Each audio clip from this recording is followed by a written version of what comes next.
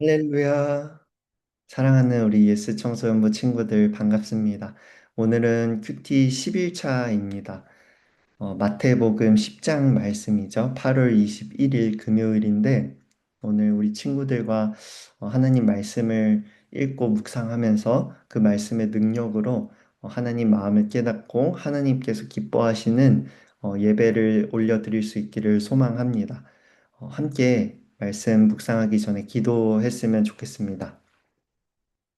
하나님 아버지 감사합니다.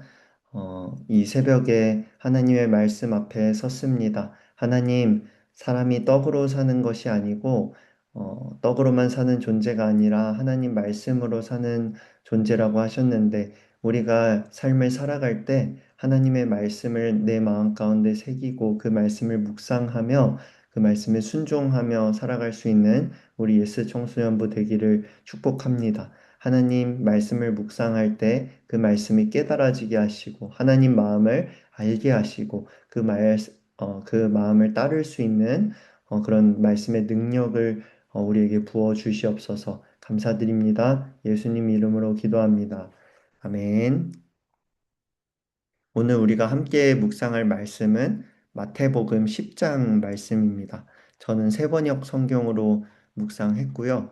1절부터 42절까지 말씀인데 우리 친구들은 말씀을 묵상하고 마음에 와닿은 구절에 밑줄을 치시고 함께 나눠 주셨으면 좋겠습니다. 그럼 영상을 일시 정지해 주시고 말씀을 묵상해 주세요.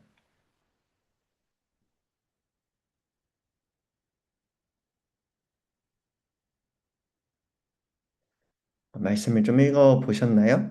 오늘 말씀은 다섯 가지의 큰 단락으로 나뉘어져 있죠. 1절부터 4절, 열두 제자를 부르시고 권능을 주시는 그런 단락이고, 5절부터 15절은 이제 예수님께서 실제로 전도를 보내시면서 어떤 규칙이라고 할까요? 어떤 지침을 가지고 전도해야 할지 말씀해 주시는 모습이 나옵니다. 16절에서 25절까지 박해가 있을 것이다. 박해에 대한 예고와 어떻게 대응해야 할지도 얘기해 주시고, 26절에서 33절은 두려워하지 말라 얘기해 주시고, 34절에서 42절은 제자도의 어떤 대가와 보상에 대한 부분이 이렇게 기록되어 있습니다.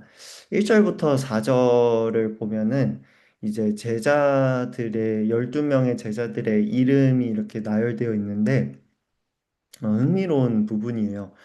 왜냐하면 이제 세리 마태와 열심당원 시몬이라는 그 제자가 나란히 이렇게 나타나 있는데 열심당원이라는 거는 이제 로마가 당시에 이스라엘을 압제하고 있었잖아요.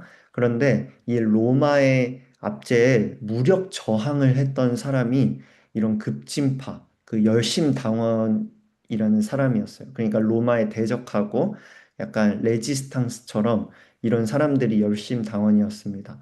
그런데 세리는 오히려 반대로 로마에 협력하던 사람들이었죠. 그런데 그 약간 이제 로마의 규칙과 어떤 로마의 어, 하나의 로마에게 이제 세금을 걷어서 내는 사람들이 세리였어요. 그러니까 세리와 이런 열심당은 원래는 원수로 여길 관계였는데 예수님의 제자로서 한 공동체가 되는 모습을 보여줍니다. 참 인상 깊죠?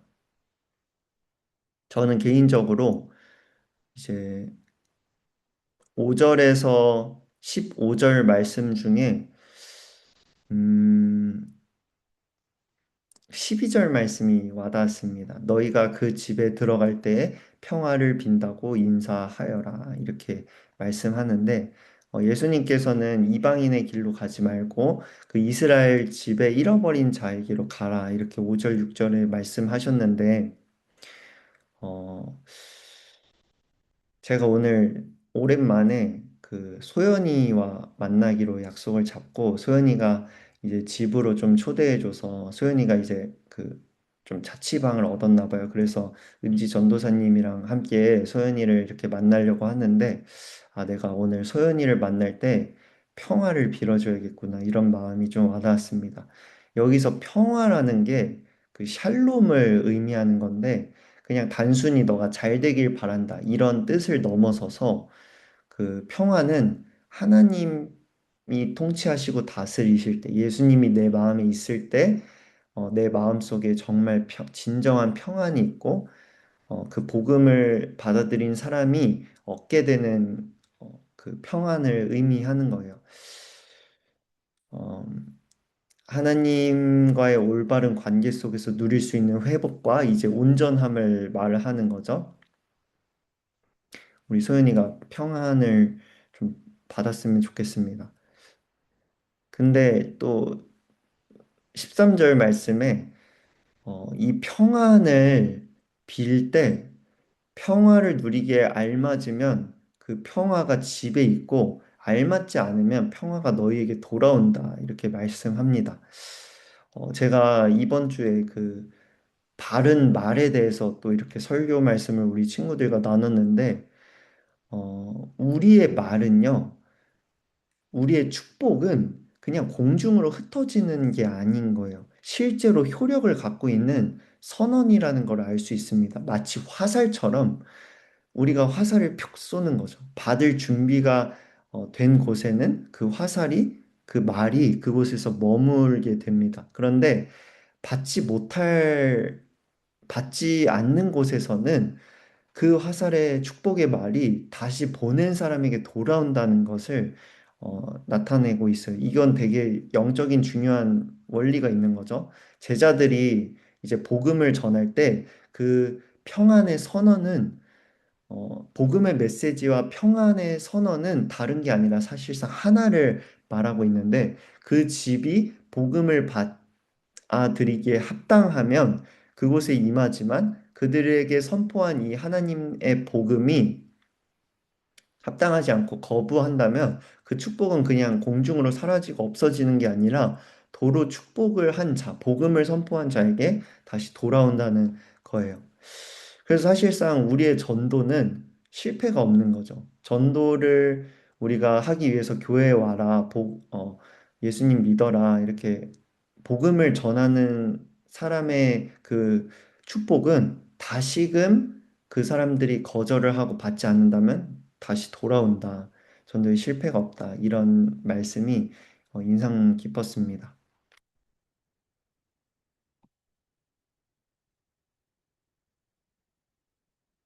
16절부터 25절 말씀에 보면은 우리가 이제 복음을 전하고 전도할 때 박해를 예고하는 거죠.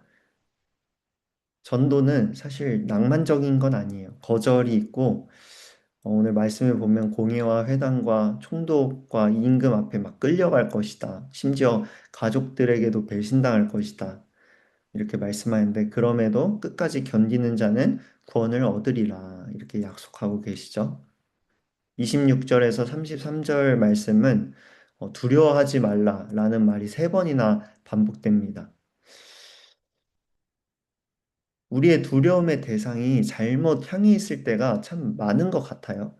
우리가 뭐 시험에 떨어질 것을 두려워하고 실패할 것을 두려워하고 세상에 썩어질 것들을 두려워하는데 우리가 진정으로 두려워해야 할 분은 하나님이신 거죠. 우리가 하나님의 말씀대로 행하지 못할 것을 두려워해야 합니다. 하나님은 참새 두 마리와 머리털까지 세시는 세밀하신 돌보시는 하나님이세요. 우리가 삶을 살아갈 때 이런 세상의 것들을 두려워하는 것이 아니라 하나님을 경외하고 하나님을 두려워할 수 있는 우리가 되기를 소망합니다. 네. 우리 함께 주신 말씀을 생각하면서 기도했으면 좋겠습니다. 하나님 아버지 감사합니다. 오늘도 마태복음 10장 말씀을 함께 묵상하면서 어, 우리가 하나님의 마음과 하나님의 뜻에 대해서 또 생각할 수 있게 하심에 감사합니다.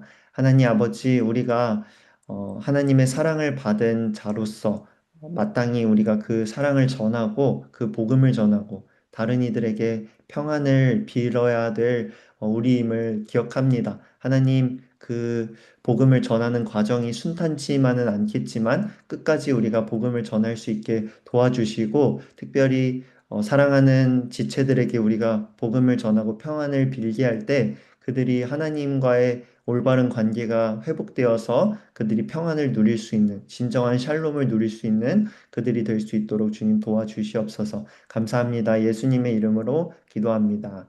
아멘. 감사합니다.